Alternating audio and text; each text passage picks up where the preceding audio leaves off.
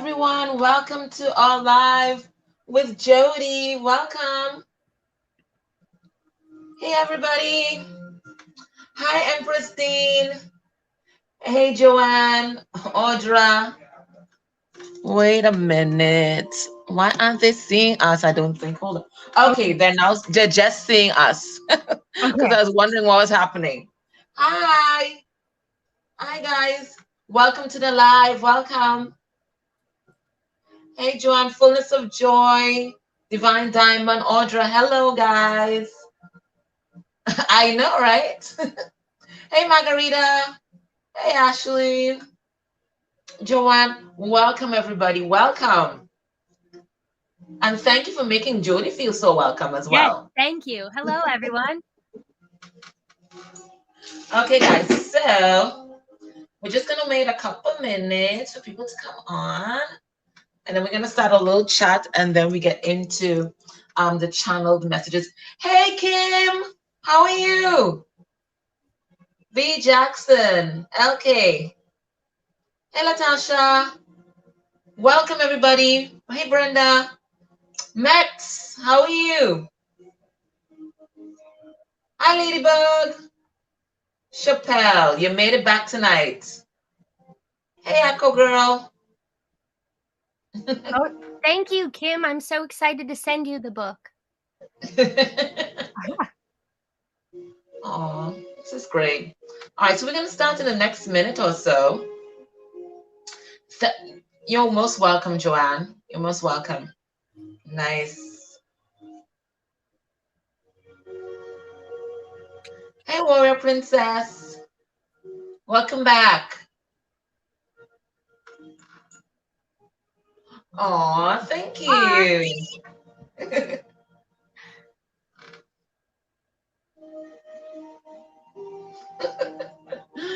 Kim says, teach me something, Jodie. We can all teach each other something, can't we? Definitely. And that's the amazing thing about this journey. The learning really never ends. Yeah. It doesn't. Yeah. It doesn't. Yeah. No, and I learn something every single time I tune in for myself, for other people. That is so true. It's like, yeah, that's the best part of the journey, I think. Exactly. You're never bored. You're never ever bored. Yeah. You never. Aw, thanks, Kim. All right, well, guys, you know what? I think that we can start and the others will join us. Okay, so you guys met Jodie. Well, some of you guys met Jodie last night. And we just had a little chit chat with whoever was on the live, and she started talking about her connection to the light, which is the Devic connection. So I'm gonna ask Jodie to. She didn't really go in depth last night, so we're gonna go back into that, and then we're gonna take it from there, and how she was inspired to write this book that we are gonna talk about. Okay, so Jodie, tell us all about the Devic connection because a lot of us don't know about it. Okay, so I guess I'll start with I lived in New York City a long time ago now, and I lived near the only remaining old growth forest in all 5 boroughs, and I started wandering these woods, and then I started talking to the trees and hearing them talk back, and I was like, what does this mean? And so I just started to, I had a good friend who I felt safe telling, hey, I'm talking to the trees and they're talking back. And she's like, listen, you might want to explore the Davic realm. And we had kind of talked a bit about, I think at that point, about the community in Scotland at Horn. And so they worked with the Devas and they built these gardens, and in working with the plant spirits and tuning in and really being focused on co-creation, they were having miraculous results in this place that should never have grown any food at all, Right. And so people started to come and study their soil and stuff like that. And it was just them listening to the guidance. And really? Yeah, it's really a neat story. They've got the foundation is still there. They run workshops and things. I'd love to go someday, but I really liked the book to hear angels sing by Dorothy McLean about the founding of it. Anyways, so I like it sparked something inside of me, like something I knew before and was just remembering kind of feeling, definitely Yeah. past life knowledge coming back through. So, over the years, I was just always really mindful. I ended up leaving New York in part because I wanted to get my hands in the dirt and grow things. And so, that's kind of where it started, was just like gardening, growing things, asking for help from the plant spirits. And I'll tell you this neat little story. Mhm. We had a house in the city, and at the beginning of the pandemic, we left the city, and because for all the reasons, and we weren't able to go back very often. And it was amazing because plants that needed a lot of tending when we lived there were still thriving when we'd go back, even though no one was there to tend it, no one was there to water. And I asked, like, what is going on here? How is this garden still so lush and so beautiful? And they told me that it's because of the co-creation, that if I had been there to still be tending the gardens, they they wouldn't have helped in that way, because it's my responsibility. But because I couldn't be there, they took over. And I was like, that's amazing. Aw. So so like little things, so like when we're planting, we welcome each and every plant into the garden, and we ask it what it needs as much as we can, and things like that. On a bigger scale, I think that a lot of us can do a lot of work in tuning into those nature spirits and helping them ground their energy, because similar to the way, like, you have to call on angels for Yes. the most part, for angels to be able to do their work here, we need to Yes. be able to call on the devas, and it grounds their energy here. So one of the things I find most interesting about the Davic realm is that it's like about a 5% overlap with the earth realm. So that's where you see fairies. That's where you see them living in the plants, and having Man. physical expression through the plants and trees and rocks and bodies of water and the soil and everything. So I got years ago that I think actually it was the trees in the New York City forest who told me about the fact that once upon a time, and in some places still, that overlap was more. It was more than 5%. It was much, Oh. and that the Earth realm and the Davic realm were more connected. So when we tune into them and we ask them for help, we're helping them ground their energy here, and we're helping expand that 5% into, whatever greater percentages we can. Yes. I've been thinking about this so much lately because of the wildfires out west in the US. And, Right. Yes. I do get from them a lot about the need for balance and for rebalancing, and that there are certain things um, that are happening because humans need to be more awake to what we've done to the planet. But there are Yes. also things that we can do as humans, and spiritually inclined humans, who are working towards co-creation, as opposed to, like just greedy manipulation of the elements, to Mhm. help bring that balance back about. And so what I'm getting is that anyone who feels called to work in that way of true co-creation and true rebalancing and true expansion of light can call Yes. on the beings of light from the Davic realm to help ground their energy here, so that they can help, like, fight fires and help floods recede and help restore sort of some of the natural balance that the elements would have were they not being so misused. Does that make So sense? what sort of activities should we, as people who are interested, partake in to help ground these energies? So are we going out in the woods and doing ground and meditation, ground and protection exercises? Are we creating gardens? What's the kind of 3D things that we can do to help?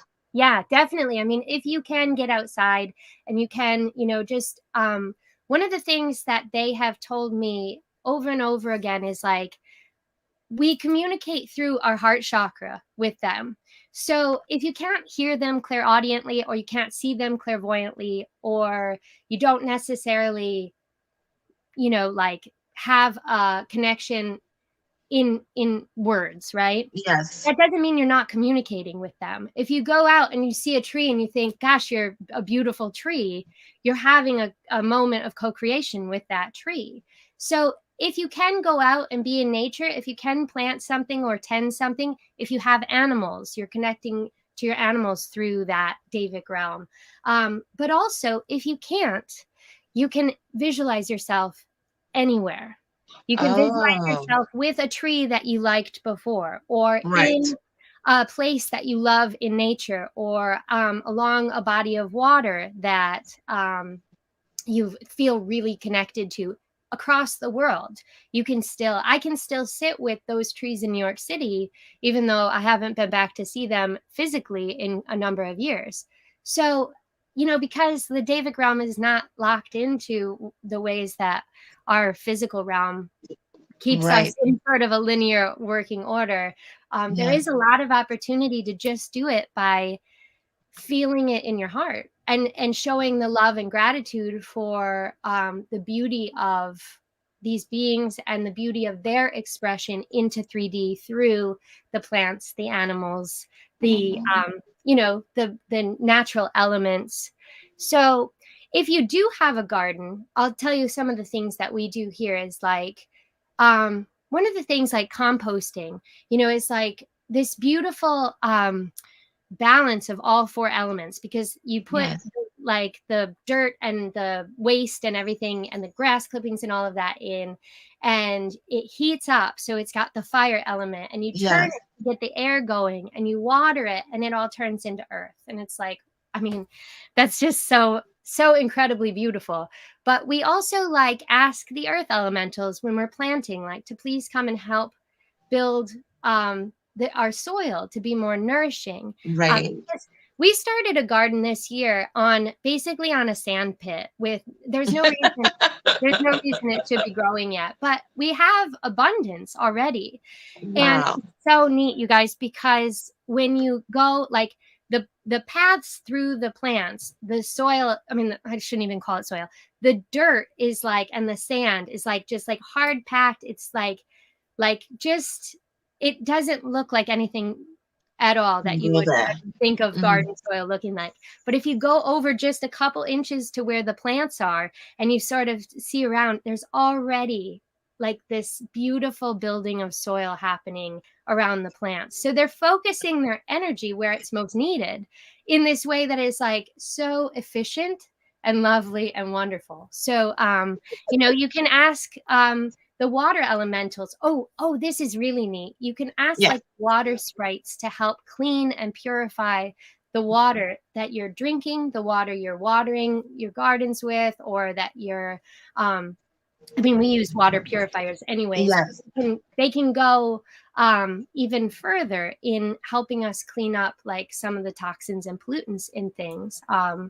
You can call on the air elementals, the sylphs, to help clear and clean the air around you. You can even ask if like for a little breeze if you need it at times, and just the acknowledgement that they're there and the gratitude for what they provide helps Yes. helps them, and they help us. So, I could just go on and on too. But one of the things I got recently too is like Yes. that trees, in like in the same way that they breathe in carbon dioxide and breathe out oxygen, they can take on our emotional trauma and transmute it. And it's part of their functionality, the same way they can take on the carbon dioxide and breathe the oxygen. So they can help us, and they would like to help us, and they would like to have those close relationships with us so that they can help us heal, and we're helping them heal. And it's just so beautiful. Definitely symbiotic. Now Yes. I'm watching you. I'm hearing you, but I'm watching you also. Yeah. And you just kind of glow with your truth. And everybody can see that you're Oh, that's just so authentic, right? yeah. But like this is not where you started in terms of being spiritual and connecting with the Devic realm. You started your life, your early beginnings Mhm. was a fundamentalist Christian, right? That's how you were raised? Yes, yes. I told, and I talk about this in the book. I told my mom when I was 6 that I needed to start doing God's work, and I don't know where that Oh, came from. It came from somewhere, but we didn't know. And she we were in the car. She nearly drove off the road, and yes. she had been raised Catholic and was not really thrilled with like a lot about her upbringing and the guilt she felt. So, Yes. but we didn't know any other way. So we did find a Christian church. And I like dove in and really, I mean, like I studied the Bible and I studied theology. And then that church wasn't religious enough for me. So I went to one of the like more conservative churches, and they had like this really huge youth group. Yes. And I really liked like there being other really zealous teens around. I know the feeling. I was there. Yeah, it's like I was also, at the time I was also battling depression and anxiety pretty bad. I Mhm. started, I am like, I guess, called to talk about this too. I started having suicidal thoughts at 13.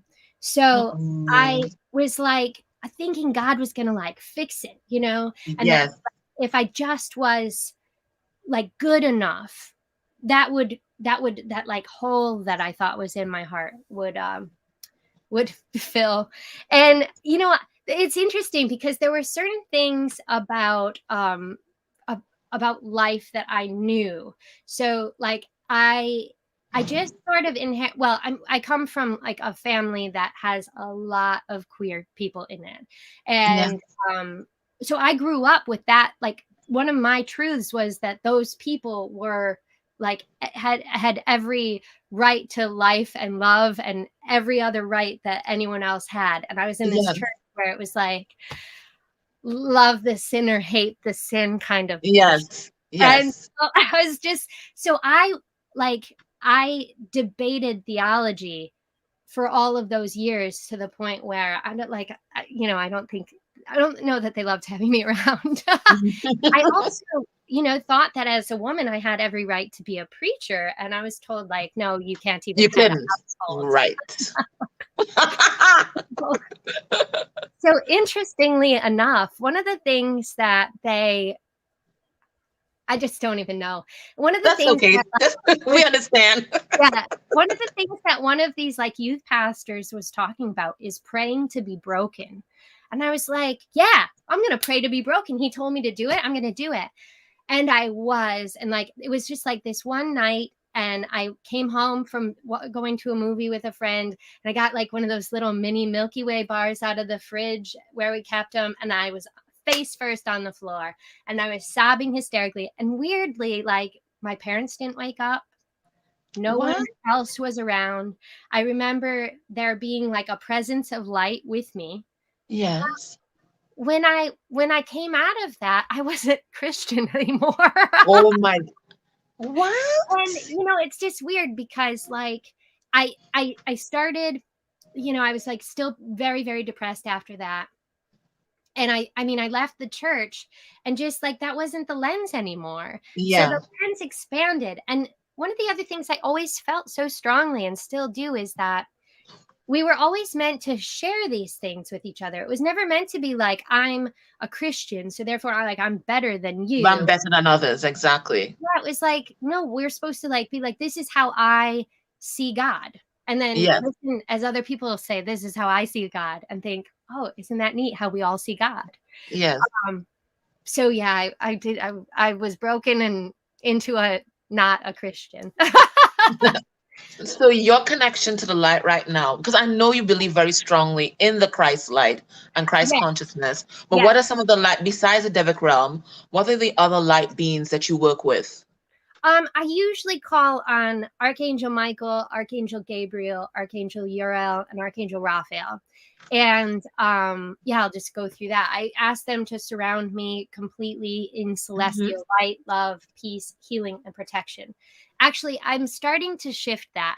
I used to say I ask them to surround me, but I feel like my language around that is shifting a little bit. I ask them to fill this space with Right.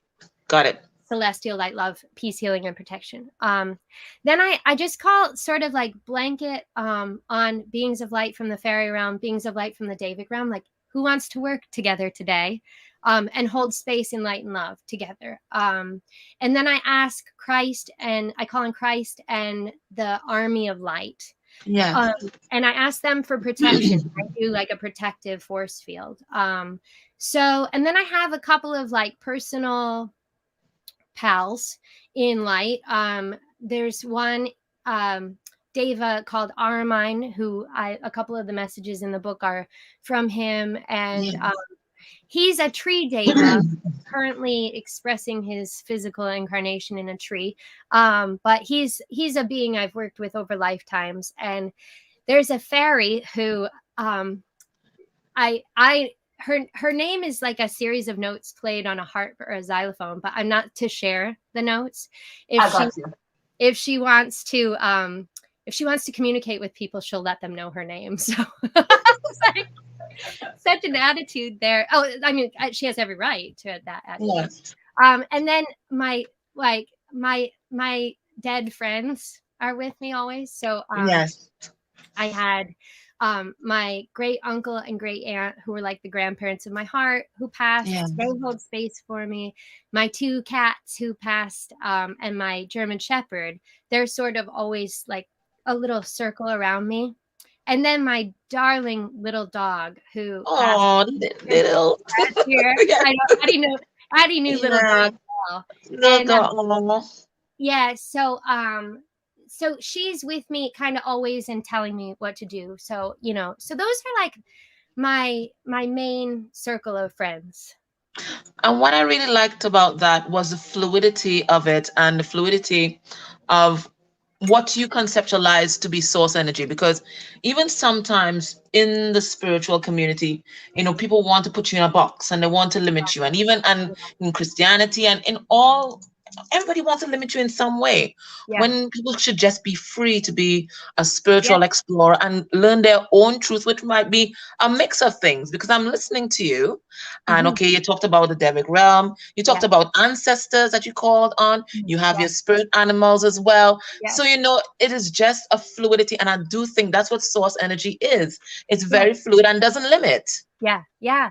And it's interesting too, because I know that like I've found it really interesting to look at the energy of religion versus the energy of spirituality, because religion has been used, I think. Now, don't get me wrong. I know for a lot of people, it's their place, their community, their way to experience their light and their connection to light. And I don't mean any offense by saying, but I think that there are a lot of people who have been harmed by religion as well, and that it's important then as light workers for us to call on these beings, because they have been maligned, I suppose, by some of these so-called spiritual. I get you, Jodie. I get you, Jodie. I get you.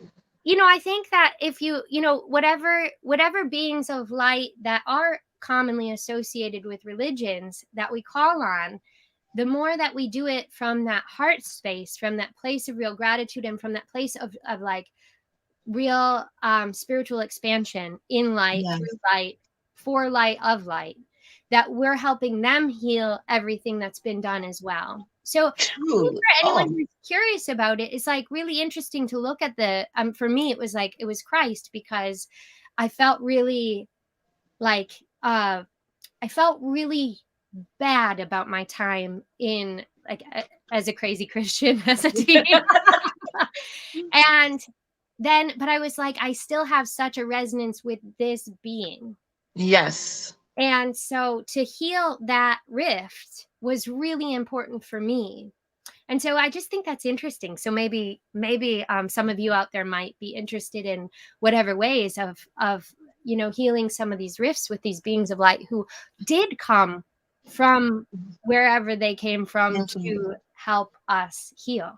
Yes, and I always find that they all had a common message about, you know, unconditional love. And I really do hear what you're saying about Christ being maligned and Yeah. Christianity just kind of disconnected from the whole idea of Christ consciousness and the message that he brought. Yeah. So for me, I do believe in the Christ light as well, but I'm not resonating with modern day Christianity. Yeah, definitely.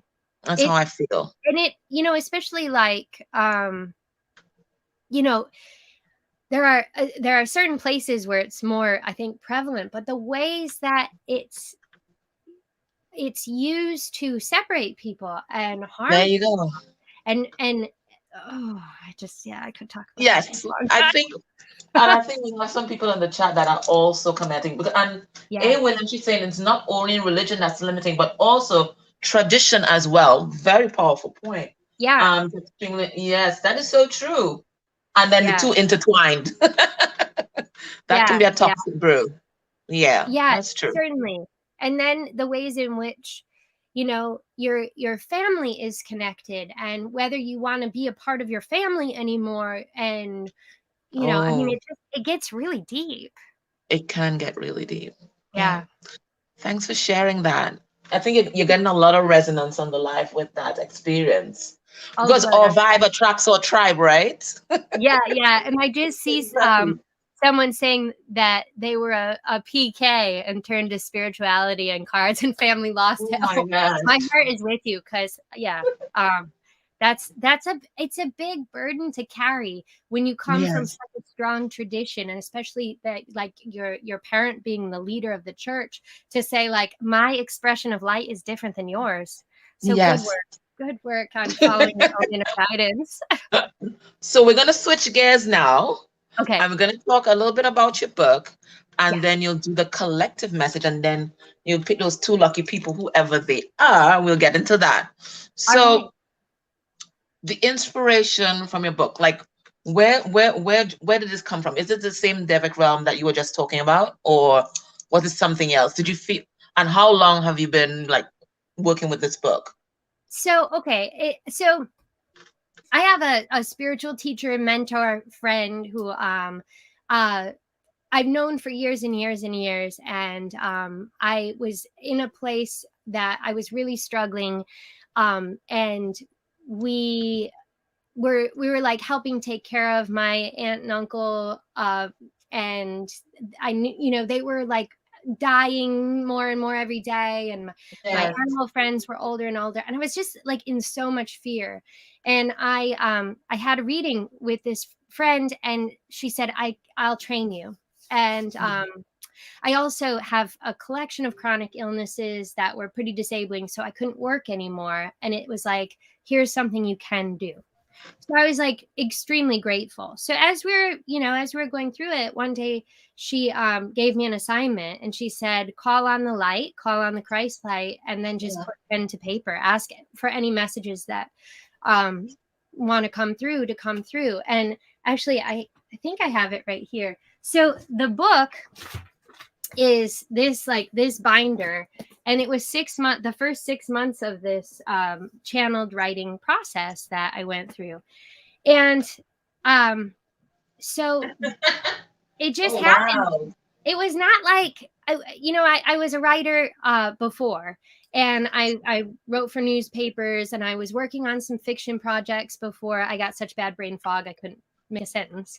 And so it was like I never meant to write like a spiritual memoir channeled guidance book. I was like, so it just evolved. The channeled writing evolved. It became an almost daily process of tuning in. It's my form of meditation in this life. Oh It's wow. the way that I work energy. And I'm really thankful for, like the light. And there's this Davik collective that comes through, more in the beginning than now. And like a lot of times it's Aramine. I'm like, Aramine, help me. And so as I was putting it together, I started last fall. I knew I had to put it out, but I didn't know like what I was doing. So I just started putting it out on the website, like in little pieces with little introductions and things like that. And it turned into this collection of entries that very easily, like, just the book just sort of happened. It just sort of Yeah. happened like that. And so, does that answer your question? Yes. Was there any moment where you just kind of stalled? Oh, like And every what moment. got you out of that? Yeah. Like every moment. And there have been so many times during this process, especially of, okay, so like, okay, I'll talk early days. Early days, like very quickly, my teacher was like, you need to share these messages. This is really important. This is part of your work. This is part of your job. And I was like, ha. And so, but she's like, just keep them. You're keeping these, right? You're keeping these, right? And I was like, yes. And so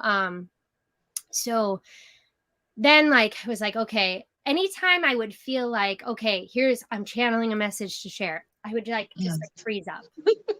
And so that's been a process of letting go and being like, Yes. so that's why it was a bit easier 3 years later to write about some of these things.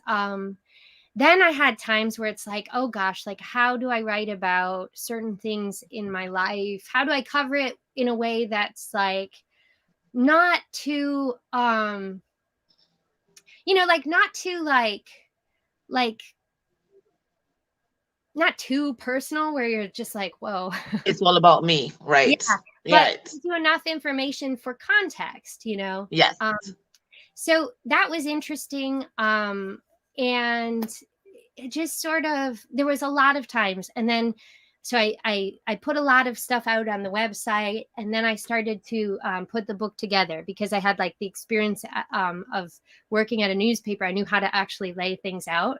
So as I started to like actually lay the book out, I was like, this is pretty and I like it. And then I was like, but and then I sent it to a friend who offered to proofread it. And then I was like, oh God, what if she hates it? And I'm like, I'm going to have to put it out anyway, even if she hates it. And, Yes.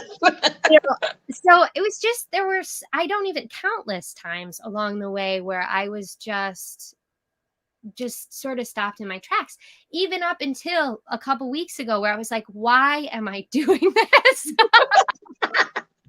What? But something happened and it shifted fairly recently to where it's so interesting because it doesn't feel like it's my book anymore. It feels like it belongs to anyone who wants or needs it. And that the messages are sort of like going to find you energetically wherever you are because they are channeled from the light. I mean, I hope you enjoy the bits about my life and things like that, but the messages from the light are gonna find you where you are and move whatever energy they need to. And it's like I get that people are going to be able to communicate with the book in a way that is completely their own. And so that revelation fairly recently, like within the last few days, was really nice. And that makes me feel like not so much like that weird feeling of what have I done? Like how did I do this? Why did I do this? Because Kim is here and she's saying that she learned, because I think Kim published a book as well, and she was saying I learned that you can literally edit your book to death. Yeah. But that's really ego and fear and insecurity, isn't it? Yeah. Yes, ego getting in the way just before that breakthrough. I hate, yes, imposter syndrome too. I hate yes editing. I hate editing so much. I've always like every manuscript dies after the first draft because but this was interesting because like channeled writing isn't mine. I can edit for clarity and context. Beautiful. But really it's not my message to put, Exactly. You just have to release it. You have to yeah, let go of the ego and release it. yeah. Ali Angel was asking, how soon after your awakening or your break from Christianity, Mm. did you start your book? Oh, okay. So the book started in 2017, and that experience of like breaking from Christianity would have been 1998. So it was a long okay, so between then, Talking to the Trees happened in 2007. Um there was always something in me though. Like I sort of wanted to be an atheist after I left the church, and I sort of wanted to be like, you know, um just I don't believe anything, but I could never, that never, No, I you wouldn't know. ever not believe, because for me it was always like, if I look at a tree, how can I not believe in Believe spirit? something. Yeah, Yeah, I feel that. yeah. I really do feel that. So I think Um, my connection always was through nature, because it was like always, when I think about it, it's like always like the trees and the flowers and seeing like the animals run by and things like that really made me feel connected to, what I understand now as the light. Oh, and actually, can I read you guys just the brief description of yeah. the light? Because one of the things that was really interesting about this book was uh, a friend, I guess it was my friend who proofread it, was Yes. like, maybe could you define, like, have a The gloss light. or something, the light. And I was like, Right. I can try. So I tuned in, and when I asked, like, how do I write, what is the light? This is what came through. Right. When I do a reading, I say that I'm tuning into the light and that it is my soul's connection to source. And that in the reading, we're having a chat through that connection to your soul's connection to source. This is a simplification in some ways. The light is not source. It is the second differentiation of source after sound. It has an intrinsic purity and a clarity to it. It is the space we come from, through which our own souls are further differentiations of source. When I tune in, I like to be clear that I'm tuning into my own connection to source, because every psychic and intuitive is bringing information through their own lenses. The more Yes. healing work we do on ourselves, the fewer lenses we have. But as long as we're in human form, we will always be in the process of healing, and therefore will always be bringing the light through the things in us that need to be healed. We can do our best and keep cleaning our lenses, but we will still have those lenses, and they will still impact the information we are capable of bringing through. Our guides have lenses too. They are differentiations, Yeah. just as we are, and they are on their own spiritual journey of evolution as well. This is why when I do a reading, I always tune into the light as opposed to my guides, because the information from the light is as clear of any outside residue as I am capable of getting it. Which, like I said, that's the big qualifier, is like it's as clear as I'm able as a human being still. But isn't that, I like Exactly. that, because it was like, I love that. And I'm glad that you read that. It good. was so powerful, Yeah, you and I know? was always like, well, I know that the light is not source, but what is it? Yes. So yeah, I like that because a lot of people don't realize that all guides are also evolving. Okay, yeah, the work that they do with it's a co-creation, as you were talking about. It's a yeah, co-creation, right? yeah, So they're also evolving. yeah, So whilst they're able to offer very valuable guidance, yes, you know, you always have the light, the source, pure source energy that you can tap into instead yeah, of going through, well, the middleman, yeah, that kind of way. So I yeah. really like that you brought up that point. Because it's just like, it's like different ways and means of, it's like my guides are really great, and they're often the ones I turn to for me. But Yes. are, what connection do they have with other people and everything like that? And then also, yeah, as evolved as we can get, Yes. we're still expanding. So Exactly. that's why nothing, well, I don't know, I would be interested if anyone feels they resonate 100% with any psychic or intuitive and the Right. information they're bringing through. So that's why, is because we're all our own differentiation of source, and we're all bringing it through what needs to be healed, which is I So human. Exactly. And you know what I found? Like our guides represent a lot of aspects of our personality and our gifts. Mhm. You know, it's so interesting. But as you say, they are working through their own lens. They have their Yeah. own evolution. Yeah. I think Kelly Bell wants to ask a question. Oh, she does not do love readings. Oh, She does readings for spiritual growth. So maybe you can talk about a little bit about that as well. well, I put Jodie. that disclaimer out there Yes. because I don't want people to be disappointed. Because when it's not that you can't ask, you can ask. Okay. Um, but the thing is that you know, almost always the light turns the question back around on the querent and says what they need to heal most. So you know, in love readings, I don't, you know, I don't want people to be disappointed when it doesn't want to talk about the person you're asking about and only wants to talk about you and what you need to Right. heal. So that's why I say that, is because I think there are a lot of readers out there who are much more skilled at being able to provide that kind of reading where, you know, you really do need that kind of clarity. Sometimes I've asked those questions in my life, you know, and I've needed that Mhm. clarity in my life. And I just, those are never the answers I get for people. You know, Yes. they're never satisfying. Like, Mm. really. And especially like with the twin connections, they're never satisfying. Like, No. No. ever. So, you know, I just want people to be prepared. You can ask anything in a reading. Um, Yes. but you might not always get the answer you The want. answer you want. You Yeah. want. Yeah. But you get the answer that you need to hear.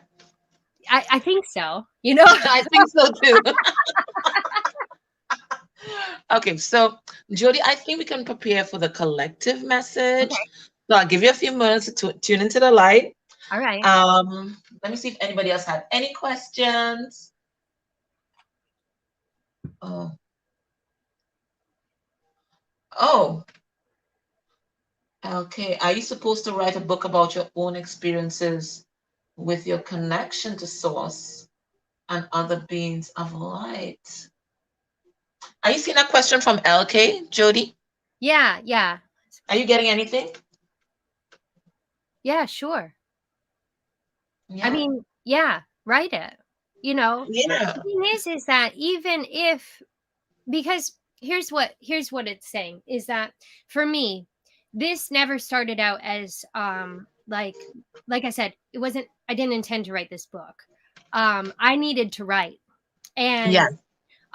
so, you know, if you're feeling called to write and Right. just get it out there, and try and get out of the idea of it being for anyone. Just put it out, Ah, and then let it see how it evolves, because that's at least how I have been able to free myself up, is to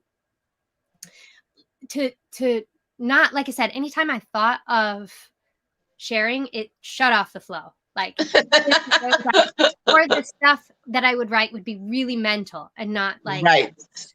Got it. and so yeah, so write it and see what happens, you know. And at the very least, it's a really great way to move energy. I think writing, I Ah, mean, it's always been my way of expressing and processing. So so I I like think that. it moves a lot of energy. I like that. Yeah. Just when you're feeling kind of stuck, it just shifts the energy. I Yeah. like that. Yeah. All right, so let's let's go back now because I just want to get a little clarification for LK. Yeah. So you can tune in, and whenever you're ready, whatever comes through, we are going to be very receptive to the collective message. Okay. I'll just reground real quick, guys. It's showing up Yes, at the moment. please do.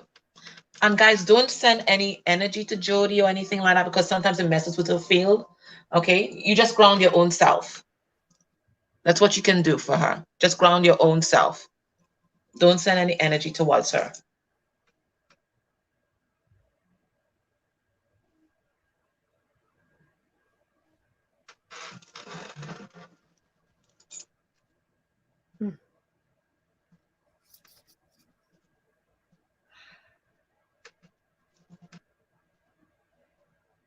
Okay. Mm-hmm. So here's what I'm seeing right off the bat, and we'll see where this visual goes. Is like it's this huge, like massive body of water. I'm hearing it's a lake, but just for the sake of putting a name on it. And it's just light. It's pure light. And there's darkness all around it. But this deep, almost limitless body of light that is there for the collective to tap into. And it's water, because so much a part of this journey does have to do with transcending the emotional and getting Oh. Mm-hmm. above.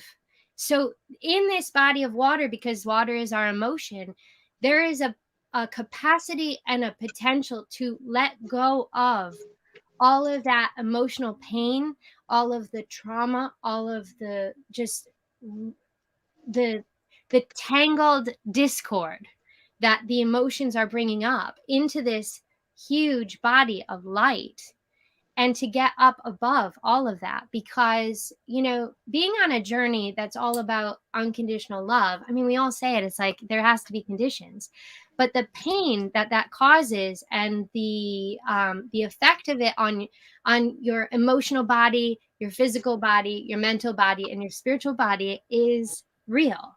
So what it's saying is that as you begin to release into this huge, like endless capacity body of light water, that it's what it's showing me is like all these tangled vines, kind of like the castle in Sleeping Beauty, are coming down off of your koshas, your entire energy body makeup, and they're dissolving, and they're dissolving into the water. And that's all of that unhealed, um unresolved, and tangled energy, because they're very, very tangled roots, and vines and everything like that. And the reason we do that is because of that need for clarity, because of that need to, because the journey is, well, here, let me get the clarity on this. It's saying it's essential to get up above the emotions, but you have to let them go before you can do so. So I've had a lot of experience in this, like getting above the emotions this last little while. And it's like so frustrating, because when you get into that, it feels like you're caught in like a water tornado. What is that called in the water? Where the current takes you down, and it's like a constant reminder to let go into that body of water. So then Yeah. the next thing it's saying is that huge, huge pool of light is available for each and every one of you to pull from. And it's like, what the way I see it is like, after you release all of those vines and tangles and thorns into that body of water, and they dissolve into that light, the light then comes back up through your feet and through your legs and through your body and up through your crown, and then expands out through your physical body, through all of your different energy bodies, and expands out. And so that's like a little, I guess that's a little visualization it's giving you guys Yeah. for when it feels really overwhelming, and or when you just need to ground in a different way. So let me see what else it wants to say about that, or about anything. Okay, so so every, hold on one second, sorry, it's just a lot of energy all intertwined, so getting the words for it. It's essential that we all remember that being here as a differentiation of source in a physical body is ultimately our own journey. So when we're also on the twin journey, it can be very challenging. Mhm. to say the Yeah. least. Yeah. So the way to, returning constantly to that path of self, to that Yes. journey for self, for the greater and deeper understanding of self, is essential, because otherwise it's so easy with these connections to get pulled off your own path and off your own journey and off of the true, like, soul intention of being connected in that way. So, I saw this recently, and I've seen this before. It's like, there's the healing that happens. The burden is on the more ascended individual to lift the healing up, but if we don't focus on our own healing, and we don't focus on our own self and our own journey, we're not pulling up the other half of that connection. Yes. And then for the collective, we're not pulling up the whole collective, because the whole collective has a major job to do on this planet right now. And it is a job of love, and it is a job of light, and it is a job of bringing more light through all the time. And it's a rapid fire path. It's not the short path. We didn't choose the easy, like, meandering path through this life. We, as light workers and as people on a twin journey, choose like a more expedited way of healing, because the times need it. And that's why so many people are waking up to their own spiritual journey right now in ways that are more um shocking to their systems, because that's what's needed right now. So I can't get very far into any readings these days without talking about how much things are shifting, and how much multidimensionally things are shifting, and cosmically things are shifting. And one of the things that I have begun to see recently is that light workers have the potential for massive creation in light, through light, and of light, while these things are shifting and changing. And what it's saying is that because things aren't so linear as they used to be, that it doesn't take the same hard work it used to take to have some really beautiful, like, I use the word manifestations, but it goes so much deeper than, like, what we even think of. Mhm. Like, it's not a mental energy at all. It's a pure creation energy, that that this sort of this intensity of the cosmic flux that we're all existing in is, it's a silver lining. It's a silver lining that we can use that lack of linear time, space, energy to create more healing, to create more light, to create the energies around ourselves that we want and need for ourselves, for the people we're connected to, for our families, for our friends, for the world, right? So that's what it really is saying, that this huge wave of light that's coming right now for the people who are open and receptive to it, and obviously you all are because you're here, is all about creation. And it's all about us being creators in what's next, which, we all hope, because we're here and we work with light, that it's going to be better. Yes. So being a part of creation, of the creation of this beautiful light-filled world, is a big job. And it takes a lot of discipline and focus, but also it's a job that is wondrous and at times seemingly miraculous, and has the potential to change not only ourselves, but the entire, like, our entire worlds, right? And that's one of the things I've noticed on my spiritual journey is how changing my energy changed the energy around me. Oh yeah. Yeah, Oh right. yeah. So Oh that's yeah. saying about, like, you know, if you are on the twin journey, and that is something that's a difficult thing, um, that is something to be mindful of. And that's why it's saying it's all about self, is because in changing ourselves, we change the energy. And these connections are each completely different than any others.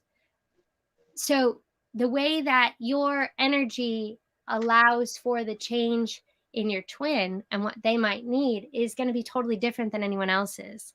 Yes. And also, though, that it does feed into a collective body of light. And so it's like a grid system all over the planet, where the more we amplify the light that we're bringing through, and the more we heal ourselves through the light, the brighter we shine, the bigger our light gets, and the more that grid is activated. And the more we connect then and help each other and lift each other up and remind each other of the times when we need to be reminded, like, that hard as it is, we need to drop the emotions, get above them, get back into the healing, get back. Not that the emotions are bad. You guys get that, I think. It's like, Yes, yes, we yeah, do. We do. yeah. You know, it's like get above it and get as much clarity and guidance and ask for as much help as you need in getting up above it. And then letting that light flow. Because I always get that, you know, emotions are sort of like our dashboard lights on a car. Like, they're the indicators of what needs to be healed. So they're so useful. And yet we can find ourselves being really, we can find ourselves looping so intensely all the time if we don't be mindful of, like, what is this indicator showing me, and how do Yes. I feel it? So you know, it's the opportunities for that kind of healing are just so Amen. immense. They're just, Amen. and what else does it want to say about that? And each one of you are doing the work of light in your own individual ways, and the ways in which it manifests and comes through you and grounds through your unique individual differentiation of source on this planet is a needed frequency that helps the whole. So it's like what it's showing is that we each have our own, like, frequency range, and all these different frequency ranges are needed. So some of our, more difficult times of our journeys, where we are working through much denser energies and much more compelling emotional realities, or not realities sometimes, it's like just that emotional loop that we go through, that is a much denser energy than some of the ways that we can get above it. Those frequency ranges are needed here because we're here on Earth in a really dense place. And Yes. the more that we move that energy through that density for ourselves every single time it comes up, the more that we are creating more healing, and we're creating space for more healing on this planet. So that's a really neat energy, I think, to see. I've never seen it quite like that before. Um, and that's why we are a collective of light workers. That's why we are, parts of soul families, because these different frequency ranges are all needed here to do the work that's needed here. So, so it's saying, each of you individually are on your own journey, and it's a part of the collective, but it's so important, it's saying, to sort of flow into and out of the ways in which we heal self, and the ways in which we understand the collective, and the ways in which we hold space for self, and the ways in which we hold space for the collective. Collective. Mhm. And that, yeah, the more that we can understand our frequency ranges and how we move through them, and the importance of moving through them, because we are human beings, and we do have like several octaves that we go through, that's important and it's good, and it's like keep the energy moving. Yes. Does that make sense? Jody, everything is making sense. And I know you can't see the comments, but as I said, so much resonance for what you're bringing through here. And it's sometimes you can feel things in your body, in your energy, but to give it words, you're Yeah, just not able to. yeah, yeah. You're giving us words, Okay, right? good. There's things that you feel Yeah, and like but to give it words, yeah, you're giving us words. And we really appreciate that. yeah. And it's like it's it's so interesting how much it is pushing this understanding of self tonight, like, because it's like it just keeps, that's like self with the capital S, like your Yes, own true self, soul, whatever connection, as close as you can get to that, like individuated differentiation from source, from light, that you are. And being able to hold that space is massively and fundamentally important here and now, got it. because it allows for you to read energy better.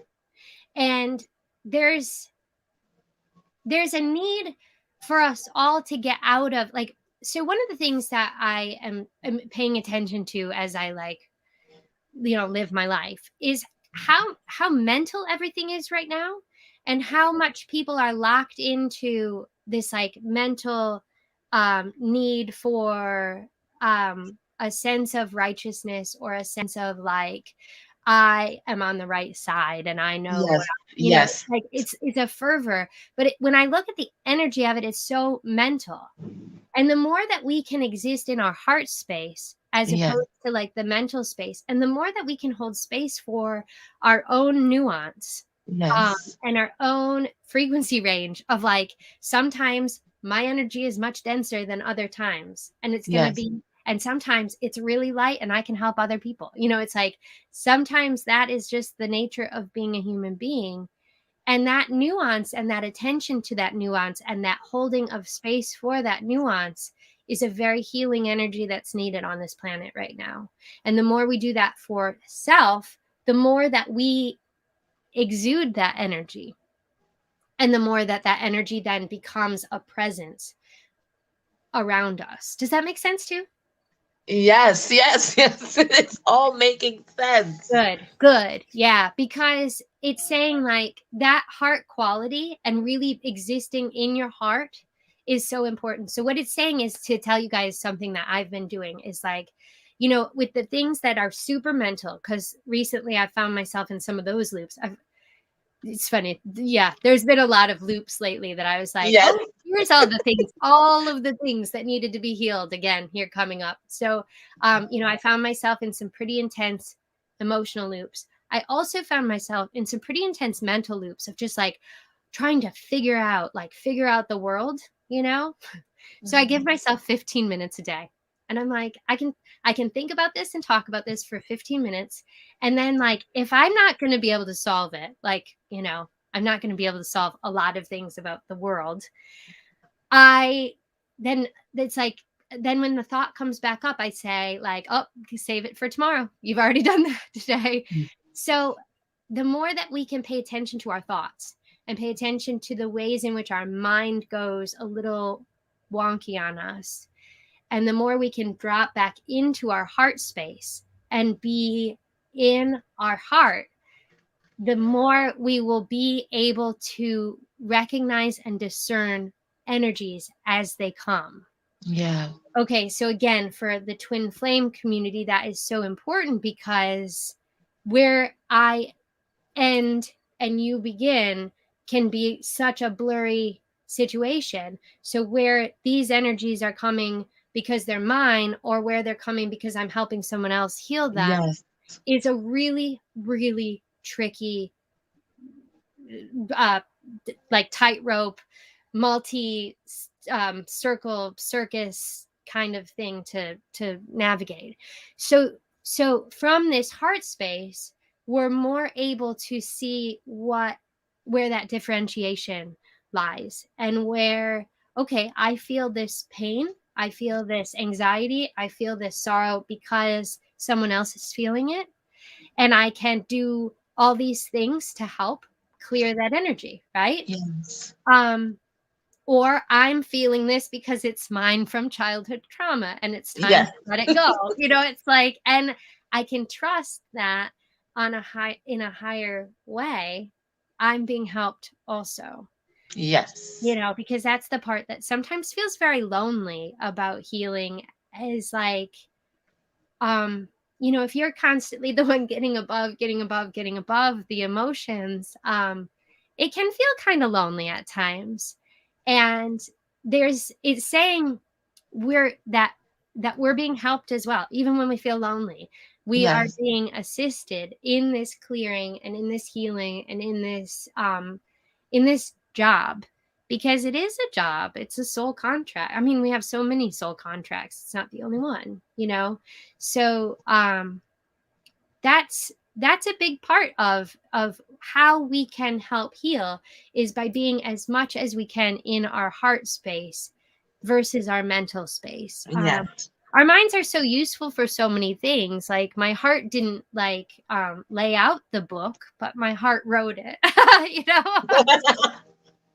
So it's like it's allowing your mind to have its space and have its time and do its thing, and then telling it, okay, like, now let's shift gears a little bit and do a different energy for a while. So it's saying that will be pretty useful for a lot of you, to be able to, like, give yourself exercises for shifting your perspective. And the more that you can practice those exercises in times where you're not highly triggered or highly traumatized, the more that those tools and resources will be there for you when you are highly triggered or highly traumatized. When you're in the midst of it, won't take so long to remember, oh, like grounding, for example. I talk almost as much as I possibly can about the need for grounding. Yes. And because the more you do it, when you're just doing it as a practice, as an exercise, as a spiritual discipline, sort of, um, the more that when you need it, you turn to it, as opposed to spending the whole day going like, I'm spinning out of control. What can I do? I can't do anything. Like, you might have to ground 25 to 100 times that day. But if you keep doing it, keep doing it, keep doing it, you're shifting and shifting and shifting the energies. The other thing it wants me to tell you guys about grounding is that the more that we ground, the more that we see the light within the planet that we are Yes. connecting to, the more we are like contributing and co-creating with the planet herself. So I didn't really, this never occurred to me exactly that way until recently. I had a time when I was grounding and I couldn't find the light in the planet. Yes. Yes. Correct. And I was like, what's going on? And I heard she's in really bad shape right now. And so the more time we spend looking for the light in the planet and grounding into it, the more we're helping her keep, maintain, and build her light as well. Yes. Correct. So it's for us and for her in that beautiful co-creative way, because she's supporting us and we're supporting her. So the same way you can ask the trees to help with your emotional pain, same way you can ask the bodies of water to help with your emotional pain, and you can connect to them in really ways of asking for cleansing and clearing and things like that, because they can help us process the toxicity the same way that we as human beings can help process the physical toxicity for them by Right. changing our way of by doing our best that we Doing can. best. Yeah. So that's another way that we're constantly participating in co-creating healing and more and amplifying light without really having to do anything. It's like Yeah. that's one thing about when I came to this work, it was I was having a hard time with the state of things. There had just been an election in this country that I was not happy with the outcome of, and I was like, what can I do? What can I do? What can I do? And it was this spiritual work was the answer. So I think for most light workers, we want to heal the world. It's like, it sounds so grandiose, but we want to be a part of that, creating a better place, a place Yeah. that is more full of love and is more healing for everyone. And so the answer to like, what do I do about the world and the like dire state of things in the world, as far as I saw it, was to work on self, to Yeah. heal self, to build my own light and be able to amplify it. And then of course it turned into like helping others do that as well. So but first I had to get myself like solid. I needed a foundation, which which happens actually rather quickly. I'm sure a lot of you have found that like setting the focus and the intention on your healing and on your own spiritual growth and development opens so many gateways and pathways and channels for light to flow through.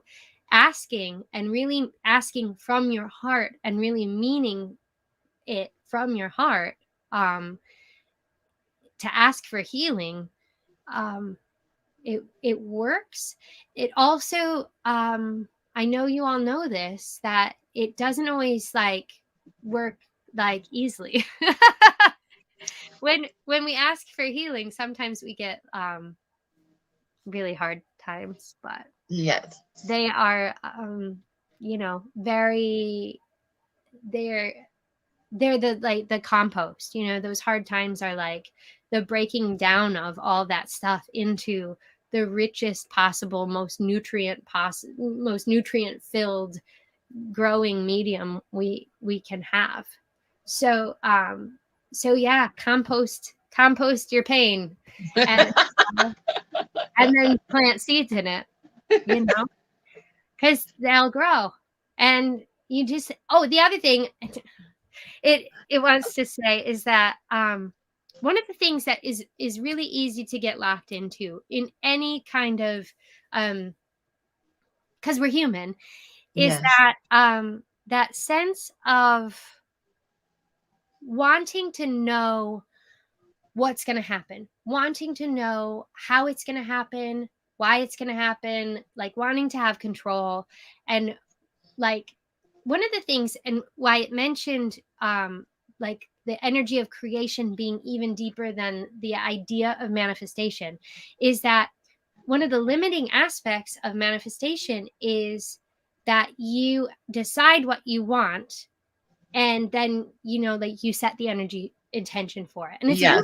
it's a beautiful thing. I'm not knocking manifestation at all, but what Yes. it's saying is to also keep your heart open to the Good. sense of discovery. Because when we get too locked into like, I see this in my future and I want this, then we lose out on the opportunity to see all of the things we couldn't possibly imagine.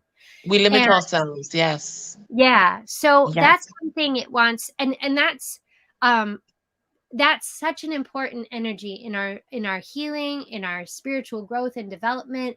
And especially when you're on that path of like really knowing self, being connected to self, and being and healing self, is Yeah. to not determine what that means. It's Yeah. not like, anytime I feel really like I'm in that space where I'm like, I'm in the space of myself, right? There's no, there's like, how do I even put that? I still have a personality. I still have a sense of like my place in the world, but it doesn't matter as much. And the sense of how does that make sense? Because like Yes. how you connect to the world around you, it doesn't, it stops being mental. That's what it is. It Yes. just, it stops being mental. It becomes a living life force that flows through you unimpeded by all of the, you know, all of the things that impede that living life force. So let's see, is there anything else that the light wants to say?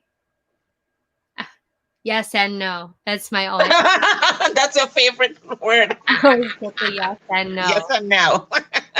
But I wonder, is there anything that you think needs clarifying or that you want to ask about and see where it goes? The weird thing was, and it's so weird how, no, not weird, it's so wonderful Yeah. how the light worked, because whilst you were talking and you can see the questions, people were asking, how do you shift the energy? And then bam, you started talking about grounding, you started talking about your creative work. You gave us that lovely visual about, okay, so we do grounding, but we also can do watering, which is what I'm going to call it. You Yeah. gave us that visual about pulling the water up through our roots and Yeah. swirl it around our energy. Yeah. Then somebody on the chat started talking about exercise, and then you talked about exercise. So it's like everything was kind of answered. I really like how you addressed how when you're locked into the twin flame concept, that can also be limiting and also hinder your growth if you're not focused on yourself, Yes. because Yes. sometimes you can be on their journey and not on yours. It's easy because if you think It's about easy. that, like that idea of I just got this image for someone the other day of like a hot Yes. air balloon, and it's got the heavy basket at the bottom, and maybe it's still got the like ropes and the weights all pulling it down, but the hot air balloon is like meant to rise up, and it will rise up and it will lift all that heavy shit with it. But it has to rise. It can't, you know, we can't continue to exist in that heaviness because, well, why not? Because it's not our path. Because you, if that were, you know, it's like if that was what any of us were doing on a soul level, we wouldn't be here tonight. Our job is to be the like the function of ascension, the function of lifting up and raising the frequencies. And yeah, it's really hard to do that when you have a determined sense of what it means, what it should look like, what you want out of it, what you desire, any of those things. um you know, there's a sense of wonder and discovery that is potentially there as we let go of what we decide we want. Easier said than done sometimes, yeah. Exactly. Somebody was just asking, all the signs and synchronicities that we get on the twin flame journey, Mm. like what is the purpose of that as far as the light is concerned? It's interesting because I heard it's like to keep the faith. You know, Yeah, that's all the answer I always get to. Go ahead. yeah. I mean, faith is a really tricky word too. I think we need a different word for faith. And it's not exactly trust, but it is. It's like more of like a heart knowledge. So you know, Yeah.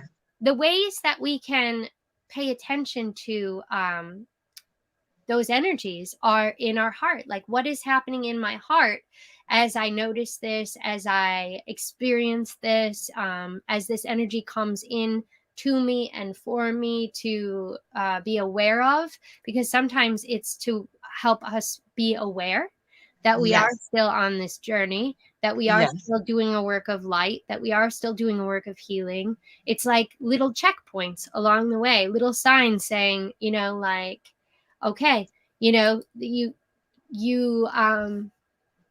you're doing the work, right? Exactly. Exactly. Just keep on going. Keep on Yeah, going. just keep on going, you A know. cheerleader. Yeah, yeah. Yeah, it's All right. interesting too because these connections are all different, and Yes. like and and that's what it wants to reinforce, because I have a very different connection than a lot of people, and you know that they're each so unique. So it's really useful and helpful to be in a space like this where it's like, okay, we can share some of our common experiences, we can share some of our common frustrations, we Yeah. can share that healing space of like confirmation and affirmation. And also then we have to be mindful of how each and every one of us is having that differentiation and expression happen in totally different ways. So that's a part of the journey, is Yes. discernment and being more and more and more aware. And that's why some of these, it's saying this is why some of these things are so like maddening at times, is because we are learning more about discernment and differentiation in a certain way, but and we're learning more and more about energy all the time. Exactly. Um, okay, one last question from the chat. Somebody was asking, can you remove yourself and your emotions from a twin flame situation? You just, what does the light have to say about that? And Yes, what yes, do you mean no, by of remove? course. What do you mean by remove, really? Yeah. One second, Jody. Let Okay. me ask. Yeah. What do you mean by remove? Because that's setting off so many different messages for me, Yeah. as well. What do you mean remove? Okay, so nobody else writes at the moment, but the person that asked that question, what do you mean by remove? What does remove mean? Does it mean transcend, not get caught up? Does it mean to disconnect? Does it mean cut a cord? What do you mean by remove? I think it was who asked this question. So nobody else typed except the person that asked the question. I think it was a K name. Oh, there you go. Okay. Yeah, Kahiri, I think it was you that asked the question. So what do you mean by remove? Okay, do you want to be disconnected from them? You don't want to be on the journey anymore. It's just too much. Do you want to transcend emotions and move on with your healing journey? You want to be buffered and not Mm. feel that energy so much. What do you mean by remove? I'm just trying to plug in my phone in the meantime. Yeah. Yeah, it's time. Because Jody, we've been on for an hour and something already, right? I I knew knew we it were, would I knew fly it. by. And I feel like we've just started to scratch the surface. I know. Yeah. Uh, I think I can get some of the energy to begin with, and we'll see. Let me know oh, yeah, when. yeah. No problem. Whatever comes through, because the light knows anyway. Yeah. So yeah, well, so the answer that I got was yes and no, and we laughed because I get a lot of yes and no, and in part that's just because things are shifting so much that there's a lot of nuance. There's a lot of nuance to all of Yeah. these questions. So, so how is it asked? Can you remove Um, yourself? I, yeah, she says, it's not making any progress. We're stuck at the same run and chase. She wants to know how can you disconnect? Yeah. Well, it's saying to, return to self, return to that examination of self and what you really want and need, Yeah. because those are different often, Yes. and it takes a very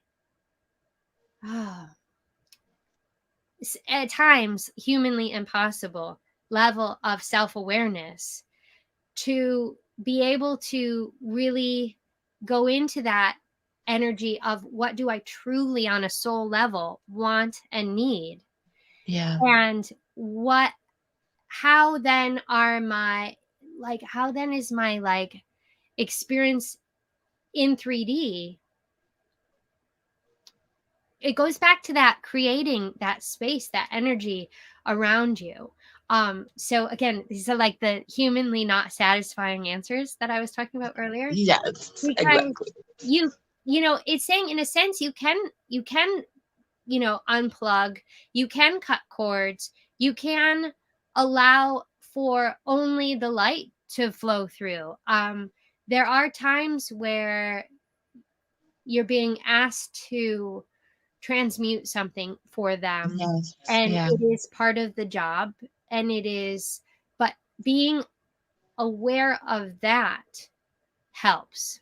So yes, it's saying the more that you can increase that awareness of yes, what exactly is happening energetically. Now, we all need help with that kind of clarity. That's really hard to get to sometimes when you're in the emotional part. yes, But the more that we can discern what we are truly doing energetically together with that person, the more we're able to have a little bit different perspective on it. Because if you can get up above it and see it from that different perspective of, what would you do to help that person heal? What would you do yes, to like tend a wound? It's not about masochism either. It's not about like being in a bad cycle of being mistreated, but yes, the true energy, the true healing, that doesn't require 3D, right? So it's such a that's why it's saying it's really harping on the self with the capital S and the discernment yes, tonight, because it's like you're walking through all four seasons, if you live somewhere where there are seasons like here, mm, all at the same time. It's raining, it's snowing, it's sleeting, there's wildfires, there's like there's floods, and you're expected to just like be normal about it. But when you're just keep when you keep going back to that grounding, when you keep going back to that space of self, when you keep going yes, back to examining the energies as they come in and doing your best to get the clarity that you need on them. And sometimes you're going to be the only one who can get that kind of clarity, and sometimes you're really going to need help from other people. yeah. um but that's what it's saying about that. It's, I don't know, was that a clear answer? Is it Well, to me, okay? to me. Yeah. All right, Jody, we have been on for an hour and a half already. I wish we could just keep on going. Yeah. But what I think I was going to do mini reads in between, but I don't think I should because this is so high vibe right now. It's so high vibe. So I don't know if you want to take a few minutes to just gather yourself, or if you're good to go, then I we think can do the two. You're good to go. Okay. yeah, We yeah. can do the two readings for whoever's on the live. So you can scan through if anybody calls to you. Okay. And guys, it's whatever the light wants to bring to send through for you. Okay, just allow yourself to receive. I know you have all kind of expectations in your head, but allow yourself to just receive. So whoever grabs your attention, you go right ahead and you too, and then I can just end with a pick a card for everyone. And I can talk about what does a person feel or something like that because people want to know about the emotions. But Yeah. whatever comes through for whoever you pick, two Okay. people. Let's see. Are they just all throughout the comments? Yes, yes. I can't Whoever keep. you're drawn to.